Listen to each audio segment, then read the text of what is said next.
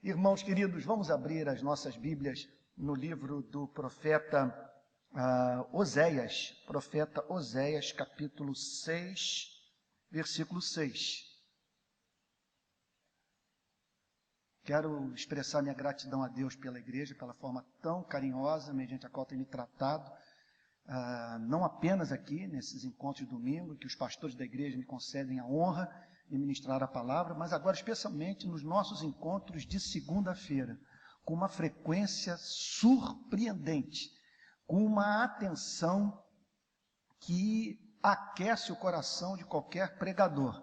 É impressionante, enquanto ministro o texto de Efésios aqui da frente, ver o interesse da igreja pela palavra de Deus. E eu quero aproveitar a ocasião para convidá-lo a estar conosco, sem ser essa próxima segunda-feira, a subsequente, 8 horas da noite, para estarmos aqui mergulhando nas insondáveis riquezas de Deus em Cristo Jesus, reveladas nessa epístola que alguém já chamou de expressão mais sublime do Evangelho.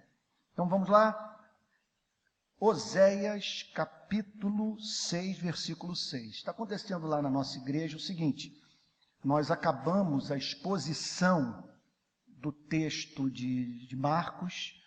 Então, durante mais de 2 anos, eu fiz uma exposição verso por verso do Evangelho de Marcos, e agora nós tomamos a decisão de mergulhar sobre os profetas menores, especialmente nas passagens proféticas.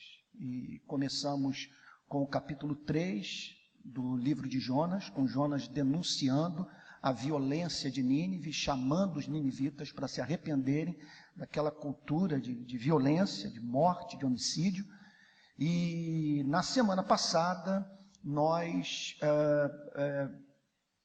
mergulhamos no texto de Oséias e nos chamou muito a atenção a sua atualidade. E o objetivo dessa série de estudos é nós procurarmos, através do contato com esses últimos livros do Antigo Testamento, resgatarmos esse modelo de espiritualidade que, por algum motivo,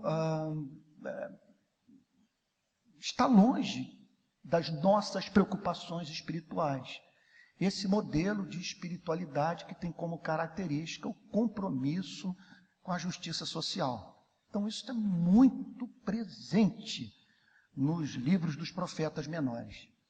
E hoje, nos 2 cultos, lá na nossa querida igreja, filha dessa igreja, pela manhã, nós tratamos desse verso impressionante, dos mais importantes do Antigo Testamento. Se você me perguntar por quê, eu lhe apresentaria uma razão irrefutável. Nós sabemos que o Antigo Testamento era o livro de cabeceira do Senhor Jesus. O maior motivo que eu encontro na vida para estudar o Antigo Testamento é o amor que Cristo tinha, então, pelos livros da lei, pelos livros de sabedoria e a literatura profética do Antigo Testamento. Observamos, contudo, no ministério de Cristo, pelo menos do ponto de vista do que nós conhecemos e que foi revelado nos 4 evangelhos, que o Senhor Jesus não fez menção de todos os textos do Antigo Testamento. Na sua pregação, ele menciona alguns. Entre eles, em pelo menos 2 ocasiões, ele faz menção de Oséias capítulo 6, versículo 6. Eu tentei ontem e hoje procurar compreender o porquê do Senhor Jesus ter selecionado esse verso para, em ocasiões diferentes do seu ministério, mencioná-lo, confrontando aquele modelo de espiritualidade presente na Israel dos seus dias. Cheguei às seguintes conclusões. Primeiro, a forma como Oséias apresenta a verdade. é o papo reto, vai direto ao ponto, sem rodeios, numa sentença profundamente equilibrada, que resume o todo da ética cristã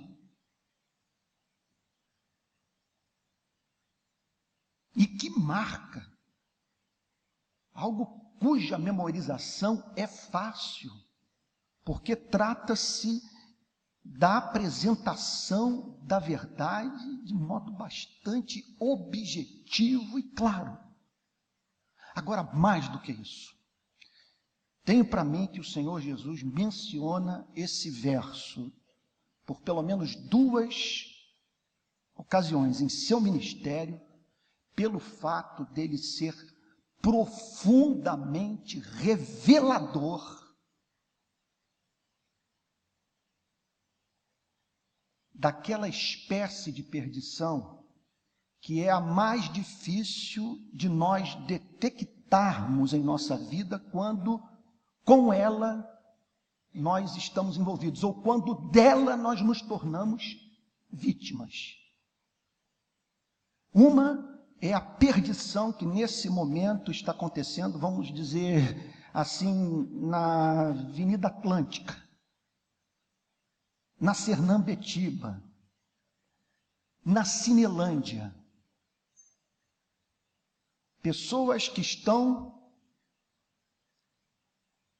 escancaradamente distantes de Deus pela forma como lidam com a vida, com o seu semelhante, comprando e se deixando vender. Agora, outra perdição é essa que nós experimentamos num lugar como esse. E isso em razão do fato de que nós podemos nos dar por satisfeitos por participarmos de cultos de adoração, sacramento da ceia, até mesmo do exercício do privilégio tão custoso de darmos as nossas ofertas, aquilo que nós chamamos de dízimo, e que acaba se transformando em instrumento de barganha, no decorrer do tempo, criando uma crosta em torno do nosso coração, levando-nos a nos tornar impermeáveis às porções mais importantes das Sagradas Escrituras, daquilo que nós poderíamos chamar de consequência basilar do verdadeiro encontro com Deus. Aquilo que, acima de tudo, Deus espera encontrar na vida de um homem como resposta ao seu amor revelado na cruz. Então vamos ao verso. Oséias 6, versículo 6. Pois misericórdia quero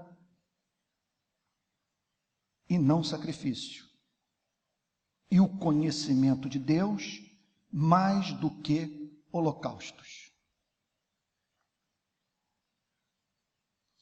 Penso que todos vocês, ou a maioria da igreja, está familiarizada com a história desse profeta, que recebeu um chamamento inusitado, o de pregar a palavra de Deus, o de profetizar, não apenas com seus lábios, mas a partir também de uma dramatização vivida por ele no seio da sua família, pois Deus o chamara para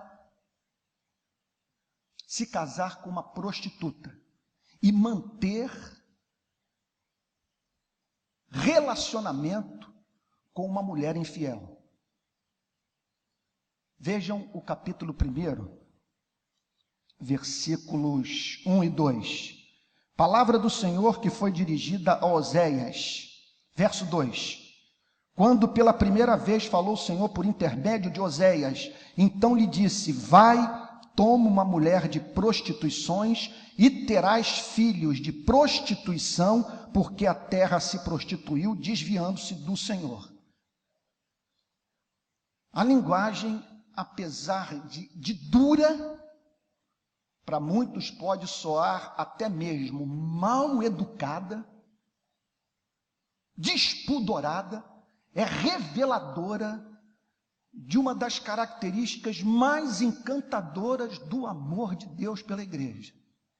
Porque Deus, no livro de Oséias, é apresentado como um marido apaixonado por uma mulher que não era digna do seu amor. Um marido ciumento e que se recusa da carta de divórcio para sua mulher. Portanto, nós estamos aqui diante de uma das formas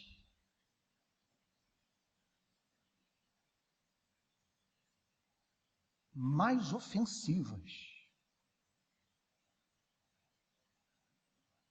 para a natureza humana, especialmente nessa sociedade que nós chamamos de pós-moderna, que justifica todas as nossas iniquidades, que atribui ao nosso passado, à conjuntura político-social, às contradições da nossa vida.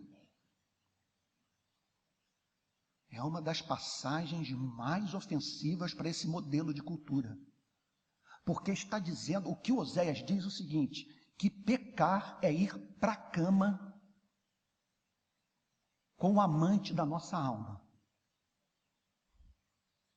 É você de deixar, a linguagem é essa, é você deixar de entregar o seu corpo a Deus, a fim de produzir filhos legítimos, mediante essa entrega apaixonada, para ir para a cama com o outro, e gerar filhos ilegítimos.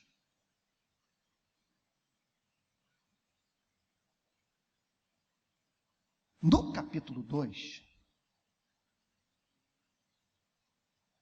Oséias descreve a idolatria e o quanto Israel, na condição de esposa infiel, havia se desviado do seu Deus no propósito de prestar culto aos falsos deuses. Vejam comigo, por favor, capítulo 2, versículo 2. Repreendei vossa mãe, repreendei-a porque ela não é minha mulher. Eu não sou seu marido para que ela afaste as suas prostituições de sua presença e os seus adultérios de entre os seus seios. Não está falando aqui de sexualidade, não está falando aqui de adultério literal. Está falando sobre idolatria. Com isso, o profeta está dizendo o seguinte, que nessa vida nós temos que definir, nós temos que decidir nos braços de quem nós vamos entregar a nossa vida. Vou usar uma palavra dentro do espírito do texto, uma expressão um pouquinho dura. Nós temos que tomar a decisão de quem nós vamos deixar que nos engravide.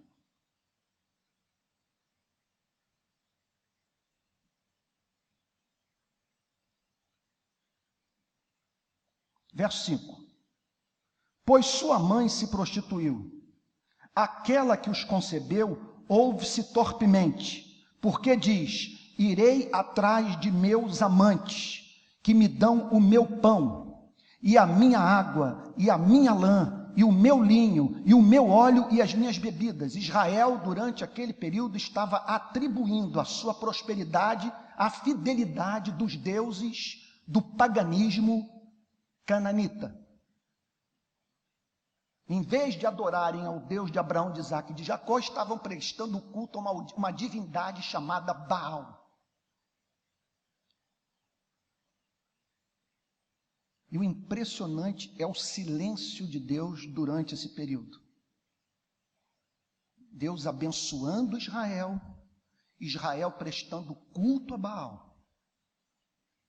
E em razão desse silêncio, Israel atribuindo a Baal, ao seu amante, aquele cuidado misericordioso que era dispensado pelo seu verdadeiro marido. Verso 6. Portanto, eis que cercarei o seu caminho com espinhos. Terrível coisa é ser amado por esse Deus ciumento.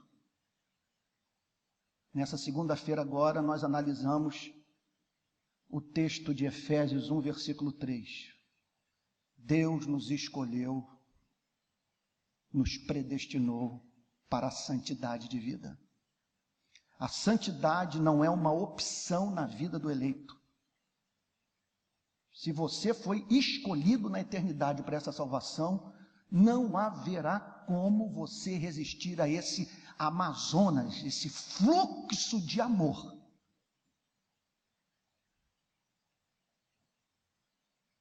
Que não permitirá, jamais, que você deixe de ser aquilo que Deus, no seu amor, decretou que você seja. Porque na eternidade, Ele o separou não apenas para ser perdoado, mas para ser formoso e participar da sua beleza.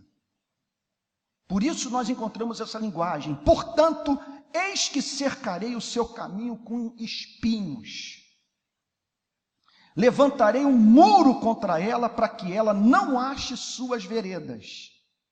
Versículo 7. Ela irá em seguimento de seus amantes, porém não os alcançará. Buscá-los-á, sem contudo os achar. Então dirá: irei e tornarei para o meu primeiro marido, porque melhor me ia então do que agora. Jamais encontrei na vida um homem que tolerasse uma coisa como essa. E Deus está aqui, o profeta está apresentando nessa passagem Deus de um modo completamente contrário à forma de um homem lidar com uma mulher. Nenhum homem tolera uma mulher voltar para casa apenas porque está morrendo de fome. E aqui Deus é apresentado como um marido aberto para aceitar o retorno de uma mulher que só voltou para casa porque passou a experimentar fome. Não teve o retorno que anelava encontrar do contato com seus amantes. Verso 7. Ela irá em seguimento de seus amantes, porém não os alcançará. Verso 8. Ela, pois, não soube que eu é que lhe dei o grão, e o vinho, e o óleo, e lhe multipliquei a prata e o ouro que eles usaram para Baal. Eu os abençoava e Israel usava as minhas bênçãos como matéria-prima para a confecção de falsos deuses.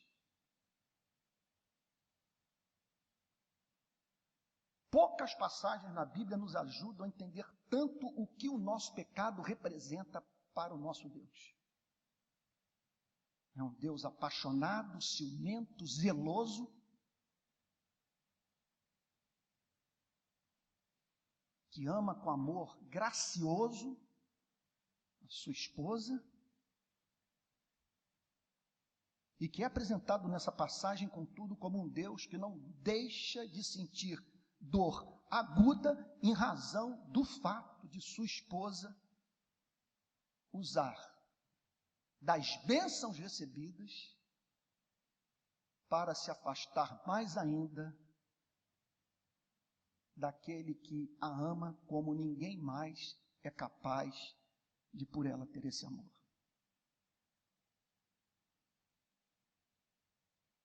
Versos 9 e 10. Portanto, tornar-me-ei e reterei a seu tempo o meu grão, o meu vinho, e arrebatarei a minha lã e o meu linho, que lhe deviam cobrir a nudez. Agora descobrirei as suas vergonhas aos olhos dos seus amantes, e ninguém a livrará da minha mão. Farei cessar todo o seu gozo, as suas festas, as suas luas novas, os seus sábados e todas as suas solenidades. Devastarei a sua vide e sua figueira, de que ela diz: esta é a paga que me deram os meus amantes. Eu, pois, farei delas um bosque, e as bestas feras do campo as devorarão.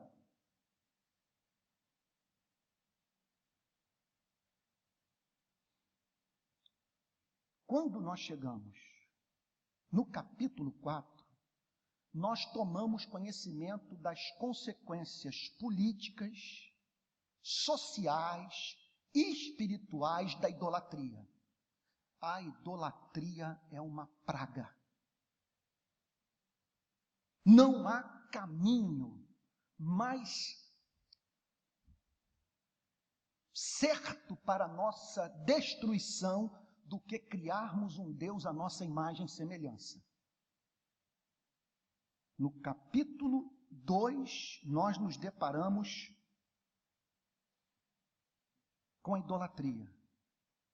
No capítulo 4, nós tomamos conhecimento das consequências práticas da idolatria. Gente, hoje cedo eu me virei para a igreja e disse: parece que nós estamos lendo o jornal Globo, ou um outro jornal qualquer do nosso país. Vejam a atualidade do capítulo 4 do livro do profeta Oséias. Ouvi a palavra do Senhor, vós filhos de Israel, porque o Senhor tem uma contenda com os habitantes da terra. O que isso significa? Esse país está me provocando. O comportamento de vocês está demandando a manifestação do meu justo descontentamento. Gente, na verdade, eu tenho que ser mais honesto. Descontentamento é eufemismo. Vou usar o vocábulo bíblico. Vocês estão me levando à ira.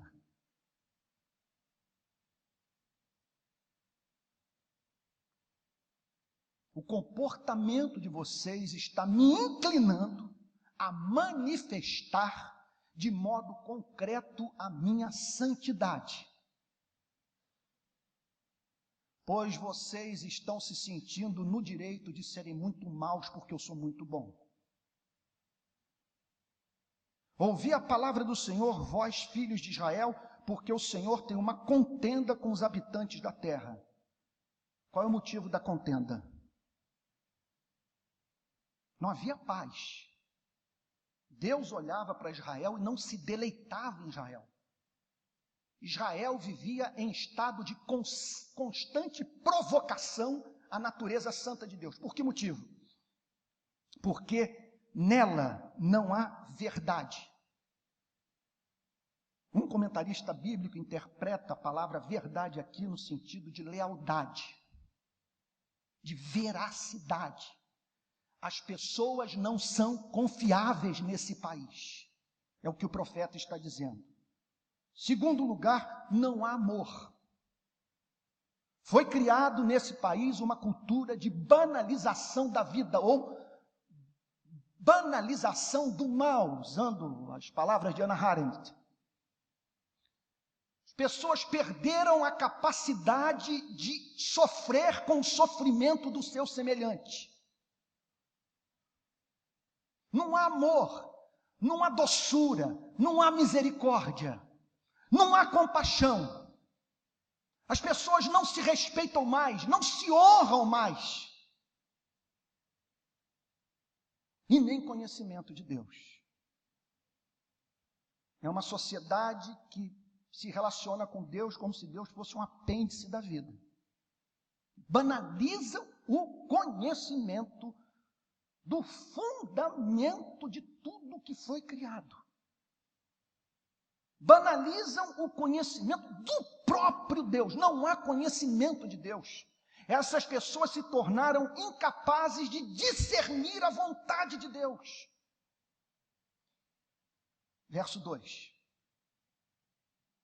O que só prevalece é perjurar, mentir, matar, furtar e adulterar. E há arrombamentos e homicídios sobre homicídios. Pergunto a vocês, quantos pregadores do nosso país estão denunciando esses pecados? A cultura da mentira, do perjúrio, furto, o adultério.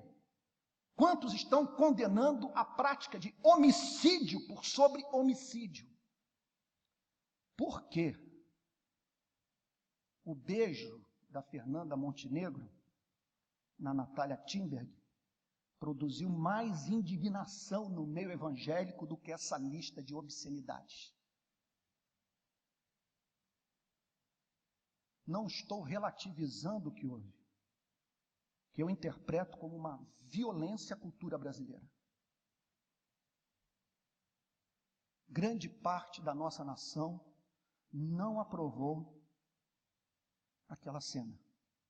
Contudo, há uma hierarquia de valores nas Sagradas Escrituras. E há algo de profundamente errado com o conceito de espiritualidade que faz com que as pessoas protestem quando duas atrizes se beijam na boca em horário nobre, mas que não manifestam a mesma indignação quando um menino pobre de 10 anos leva um tiro na cabeça na presença de sua mãe, que vê parte da caixa craniana do menino entrando na sala enquanto ela assistia a televisão. E aqui está o profeta dizendo: Deus tem uma contenda com esse país, porque esta é uma sociedade violenta. Gente, usando português claro, se Deus não tem uma contenda com o Brasil, Deus um dia terá que pedir perdão a Israel. Não é possível que Deus não tenha contenda com um país no qual aproximadamente 55 mil pessoas são assassinadas por ano. Não é possível que Deus não tenha contenda com um país que venha a ser a 7ª economia do planeta, disputando o 6º e o 5º lugar passo a passo com Inglaterra e França, enquanto tolera os bolsões de miséria do Rio de Janeiro, de suas favelas, do sertão do Nordeste e das comunidades ribeirinhas do Amazonas. Não é possível que Deus não tenha contenda com um país que tortura no seu sistema prisional 600 mil homens, dos quais uma fração significativa não cometeu crime algum, ou praticou delitos insignificantes. Homens e mulheres cuja vida não representa nenhuma ameaça à ordem pública. E o profeta prossegue dizendo: por isso a terra está de luto, e tudo que mora nela desfalece, com os animais do campo, com as aves do céu, e até os peixes do mar perecem. Eu diria o seguinte: num contexto de avivamento, no protestantismo puritano, por exemplo, da América colonial, o tornado que houve em Santa Catarina, coisa de 10 dias, colocaria a igreja de joelho. Levaria os pastores a convocarem a igreja para um concerto de oração, a fim de discernirem se Deus não está emitindo um sinal para um país. Estaria Deus falando conosco?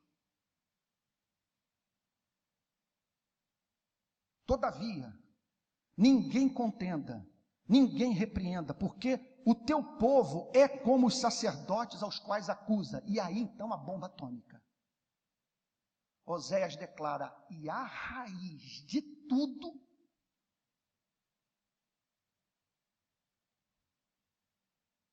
tem a ver com o modo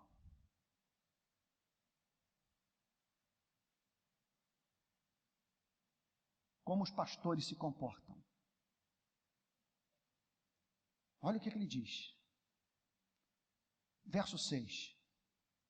O meu povo está sendo destruído porque lhe falta conhecimento. Não tem entendimento da verdade, não tem entendimento da doutrina. E por qual motivo o povo não tem conhecimento? Olha o que o profeta diz. Porque tu, sacerdote, aquele que cuidava da administração do culto, aquele que havia sido chamado por Deus para instruir o povo, olha o que ele diz: rejeitaste o conhecimento, também eu te rejeitarei para que não sejas sacerdote diante de mim. Ou seja, A demanda do mercado de religião pautava a pregação. A congregação pagava ao sacerdote para que ele a livrasse do Deus real. E o sacerdote, muito preocupado com a sua popularidade e com seu bolso, adequava a sua mensagem aos interesses pecaminosos dos seus ouvintes.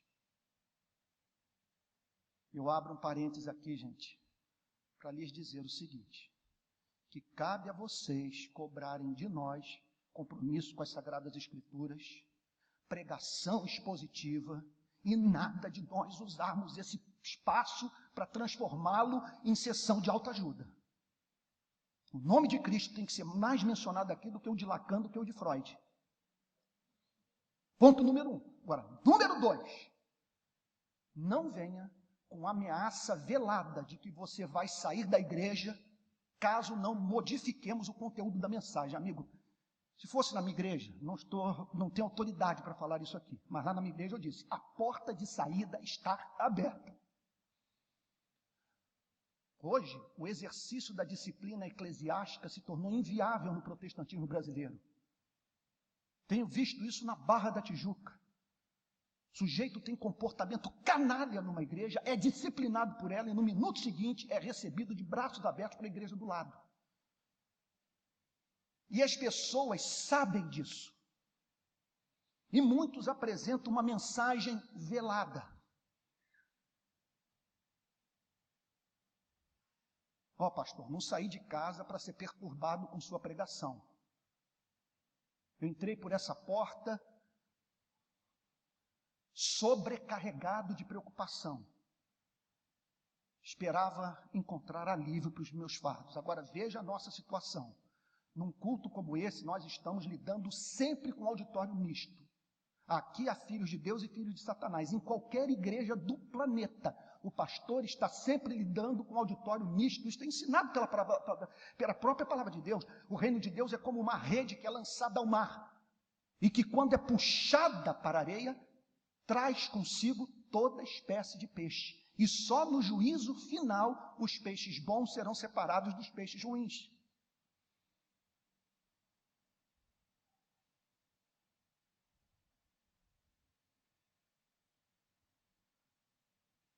Eu leio um texto como esse, eu tremo.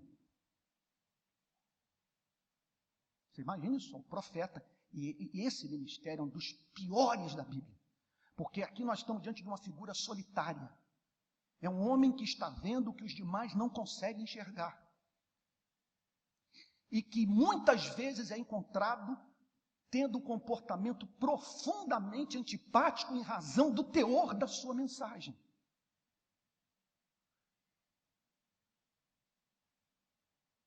Gente, não tenham dúvida que num auditório como esse nós sempre nos deparamos com pessoas cuja vida pode ser comparada a uma cana quebrada, a uma torcida que fumega, mas também nós nos deparamos com bandidos. Vocês precisam ter uma ideia do que nós ouvimos no gabinete pastoral.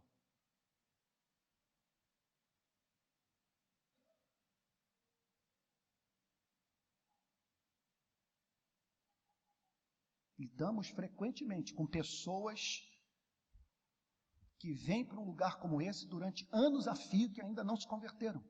Ainda ontem eu estava lendo o que eu poderia chamar de um tratado de eclesiologia que foi redigido pelo pastor presbiteriano de Manhattan, Tim Keller.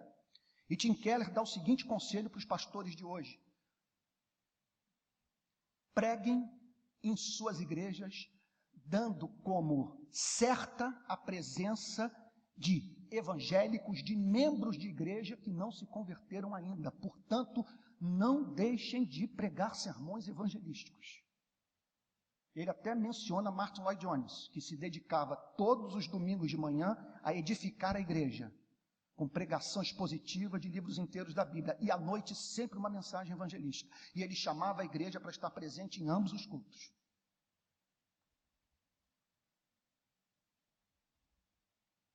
O meu povo está sendo destruído porque lhe falta conhecimento. Porque tu, sacerdote, rejeitaste o conhecimento, também eu te rejeitarei para que não sejas sacerdote. Olha o verso 9, a bomba. Por isso, como é o povo, assim é o sacerdote. É a mesma coisa do que você dizer, a igreja não passa do púlpito. Púlpito fraco, com pregadores comprometidos com popularidade, e não em serem famosos no céu, inevitavelmente produzirá uma geração de pigmeus espirituais. E nesse sentido, sinto muito lhes dizer, irmãos, nunca os cristãos foram tão parecidos com os não cristãos na nossa nação. Isso tem que ser proclamado. Porque se a Bíblia diz que nós somos a comunidade dos santos, a Bíblia está querendo dizer que há uma diferença radical entre nós e os não cristãos. Verso 11. Em razão da idolatria e da desestruturação daquela sociedade, caracterizada por abuso de poder, violência, desigualdade social, as pessoas se dedicavam a sexo, álcool e uso de drogas. A sensualidade, o vinho e o mosto, aquele resultado da fermentação da uva, destroem o entendimento. Por falta de entendimento, pessoas procuram descanso para o seu coração nas drogas ou na pornografia. E isso faz com que elas percam ainda mais a capacidade de discernir as coisas.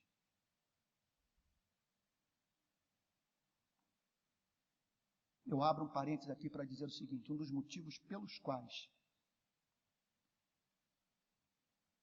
embora seja a favor da descriminalização das drogas,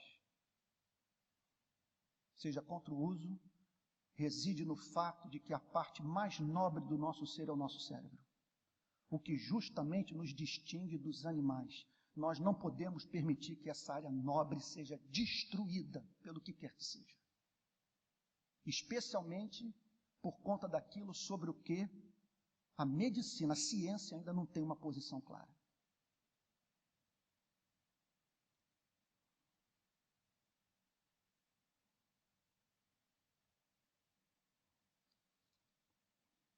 Versículo 4 do capítulo 5.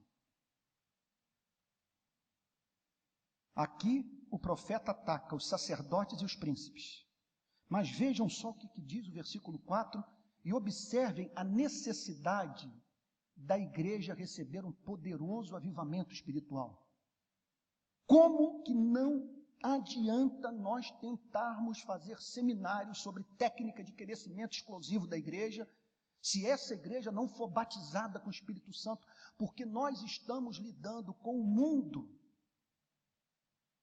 que, para ser transformado, como o pastor Theo disse na oração, só mediante a operação soberana do Espírito Santo, por causa desse elemento espiritual presente na sociedade. Olha o que ele diz, o seu proceder não lhes permite voltar para o seu Deus, porque o espírito da prostituição está no meio deles e não conhecem ao Senhor. É um espírito que gera cultura. E como todos estão imersos na mesma loucura, um alimenta a doença do outro sem que a sociedade o perceba. Espírito de prostituição. No texto, era algo que movia aquelas pessoas à prática da idolatria.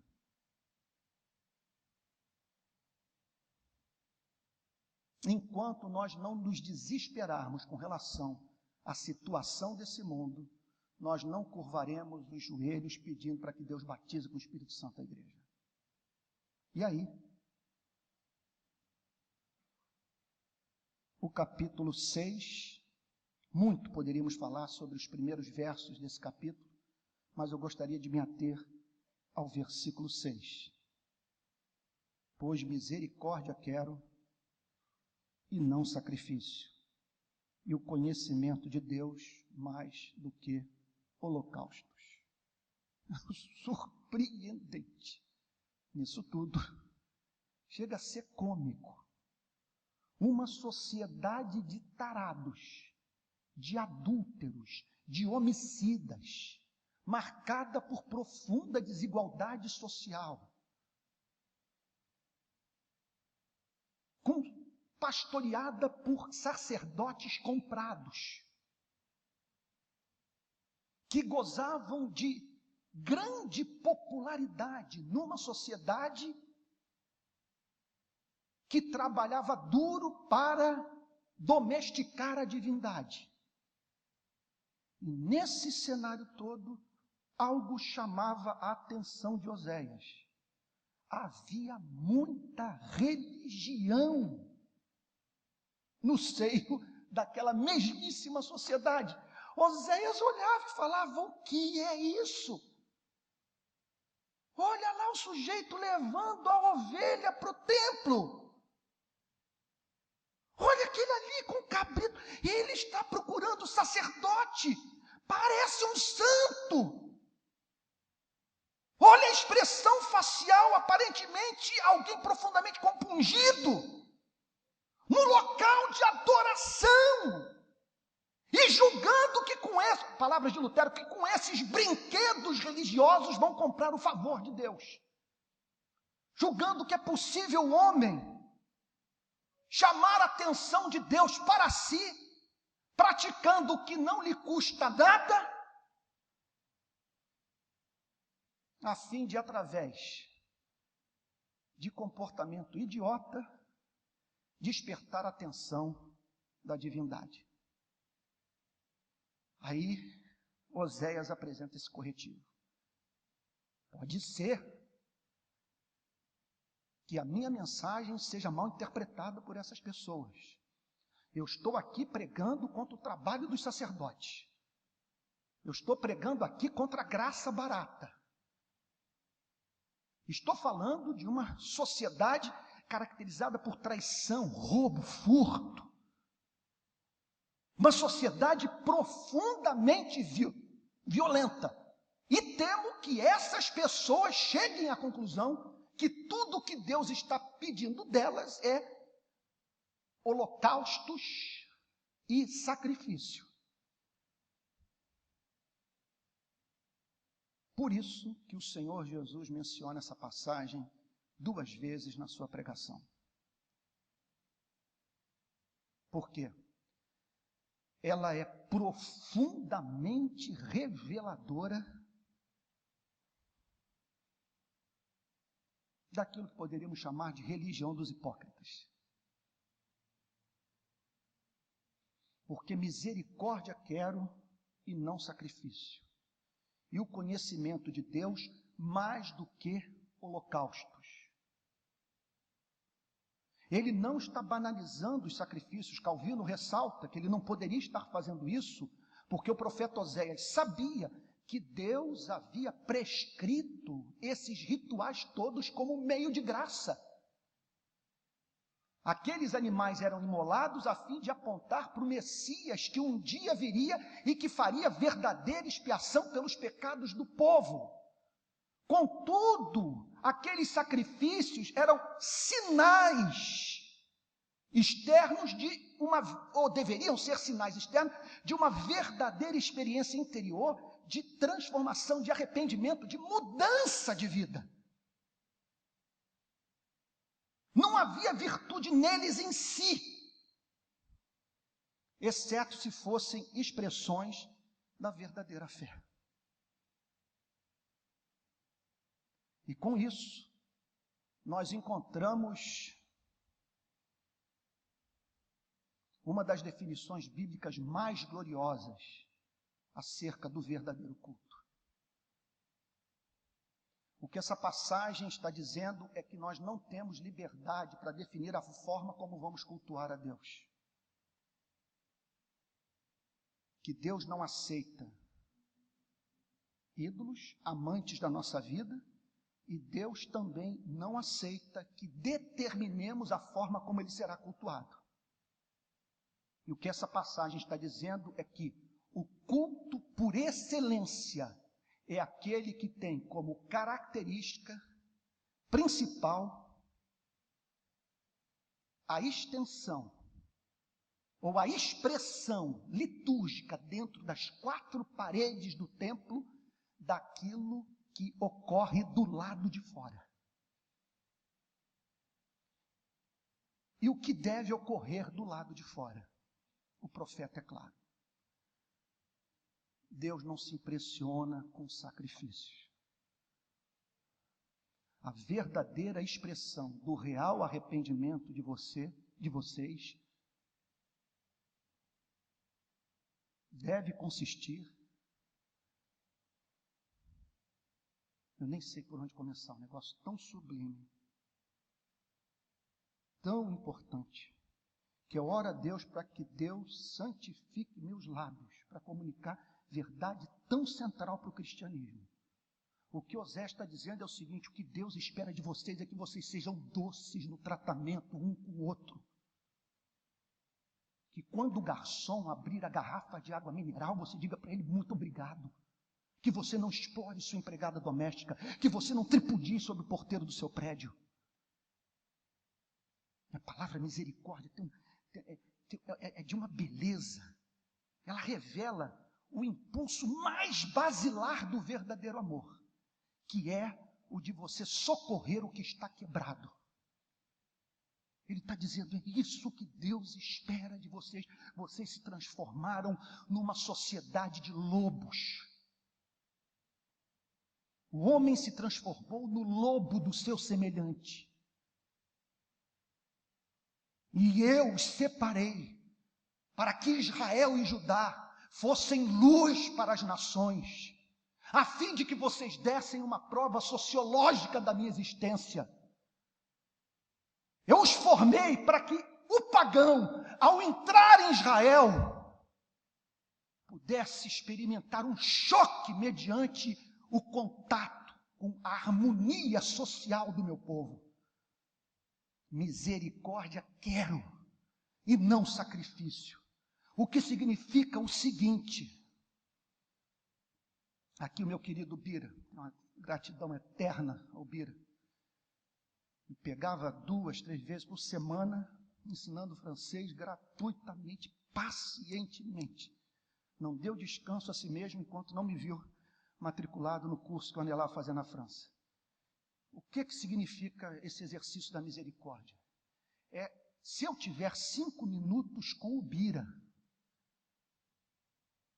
aqui na igreja, ou encontrando com ele na Marise Barros, com Moreira César,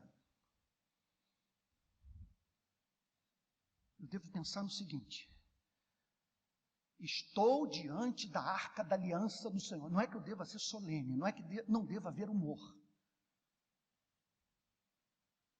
mas eu devo entender que eu estou diante de alguém que foi criado à imagem e semelhança de Deus. E ao voltar para casa, o meu irmão Bira tem que voltar se sentindo mais amado, mais digno, mais próximo de Cristo. Eu devo, nos 5 minutos que passar com ele, pensar no que me cabe fazer, no que está em minhas mãos, de alguma forma, em alguma extensão, para viabilizar os seus sonhos, a fim de que ele seja mais feliz, santo e mais útil na seara de nosso Senhor e Salvador Jesus Cristo. Gente, misericórdia quero. Eu quero que vocês sejam doces e amáveis.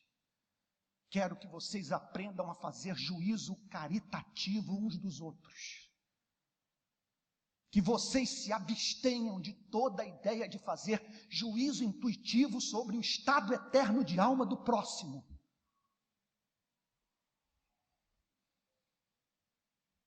Que vocês sejam amorosos, doces e bons.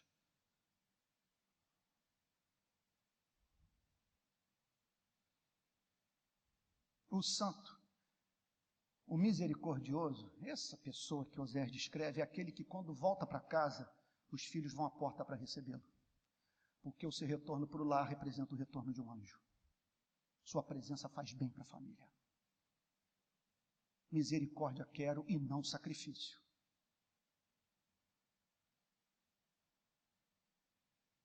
não é levantar as mãos tão somente, cantar alto e forte. É você compreender aquilo que C.S. Lewis disse. Você jamais na sua vida se deparou com a presença de um ser humano comum.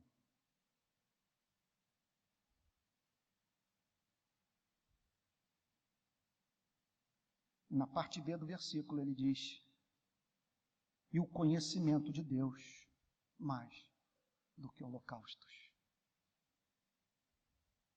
Que a verdadeira expressão do arrependimento de Israel seja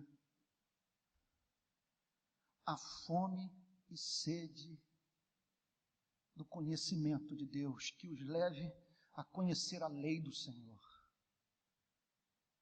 Ter uma percepção da excelência da lei do Senhor. E que essa percepção da excelência da lei do Senhor desperte afeições santas no coração e os faça viver em santidade de vida. Que a maior obsessão de vocês seja conhecer os seres, os atributos de Deus, as obras de Deus, o caráter de Deus, o mistério da comunhão eterna das três pessoas da Trindade Santa, e discernir a sua vontade, e compreender de que modo você pode hoje, nesse século tão confuso, de tão graves ameaças, até mesmo à preservação da espécie humana, discernir a forma mediante a qual a verdadeira espiritualidade deve se expressar.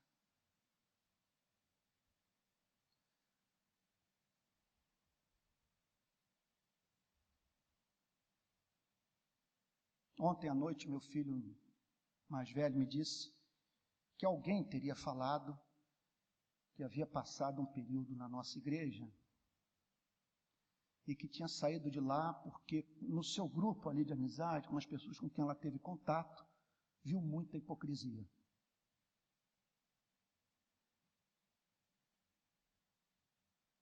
Minha igreja tem os seus problemas. Mas até onde eu consigo perceber, ninguém espera ser mimado do púlpito.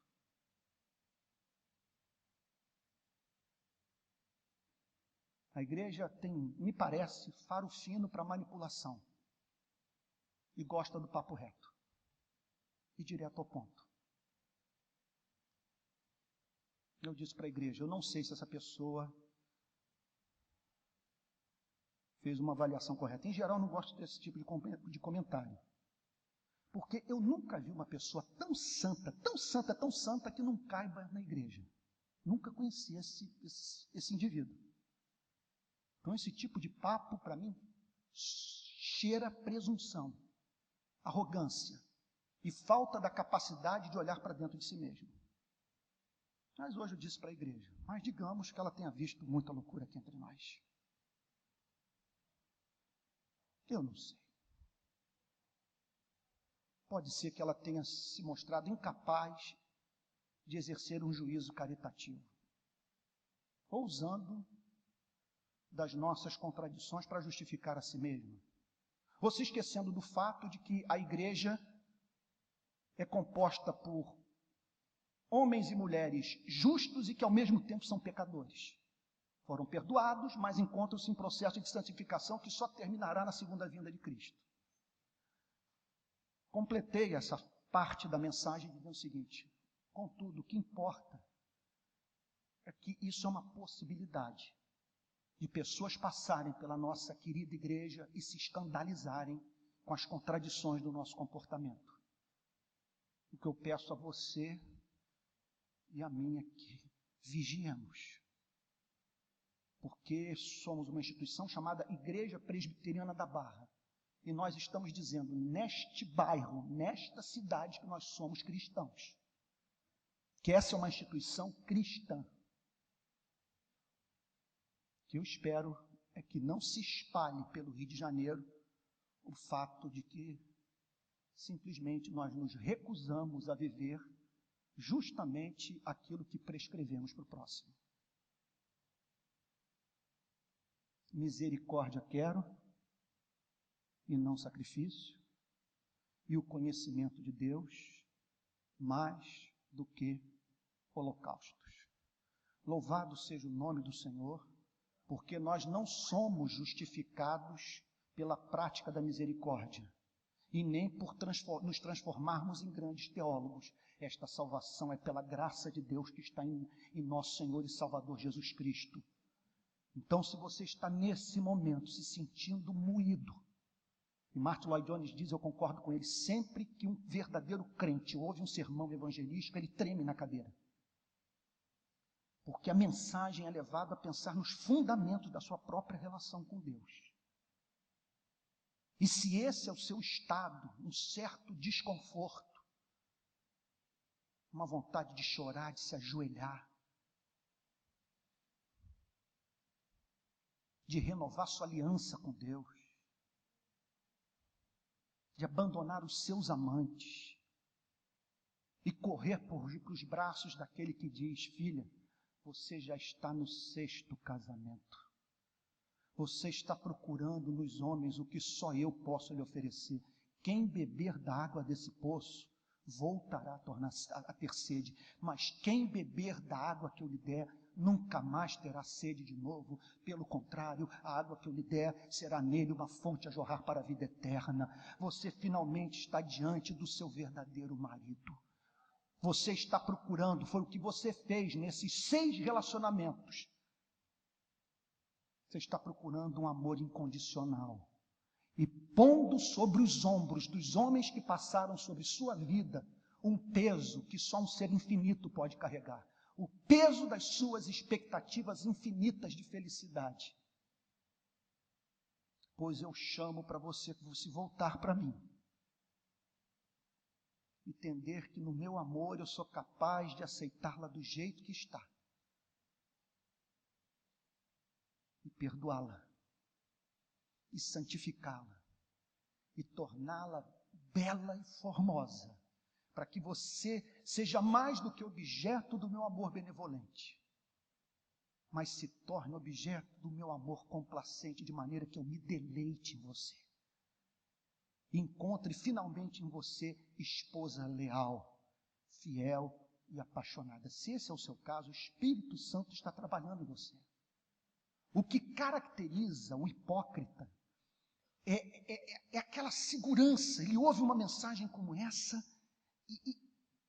e além de não ver a hora de terminar, ele chega à conclusão de que nada tem relação com sua vida. Às vezes a pessoa está passando pelo endurecimento judicial. O endurecimento sobre os quais os puritanos tanto falavam, não é esse sentimento que você está sentindo. Essa dor, essa vontade de ser uma pessoa melhor, mais bela, mais parecida com Jesus. Isso, pelo contrário, é sinal do que o Espírito da graça está operando em seu coração. O que caracteriza esse endurecimento é a autossatisfação. É o sujeito ler uma passagem como essa, que eu vou lhes dizer, me deixa pelado, me faz me sentir desamparado e carente da obra do Espírito Santo, ouvir uma coisa como essa e dizer o seguinte, eu não tenho nada a ver com essa sociedade, eu não tenho nada a ver com essa hipocrisia, eu não tenho nada a ver com esse adultério, com essa infidelidade. Mas se esse é o seu caso, se nesse momento, de modo diferente do fariseu, você está como publicano batendo no peito, ser propício a mim, pecador, eu lhe garanto que você vai voltar justificado para sua casa, que Deus vai se agradar da sua lágrima, da sua súplica, você vai voltar perdoado e o Espírito da graça vai agir em sua vida, a fim de que nesses tempos impressionantemente escuros, a igreja de Jesus Cristo seja a luz que brilha alto na candeia, e isso através da sua vida. E quando isso acontecerá? Quando ao sairmos por essas portas, voltarmos para casa, para o nosso ambiente de trabalho, ou para a universidade, para tratarmos a quem cruzar o nosso caminho com doçura, e transformarmos o conhecimento de Deus na maior obsessão da nossa vida. Por quê? Misericórdia quero, e não sacrifício. E o conhecimento de Deus mais do que holocaustos. Vamos ficar de pé, vamos orar?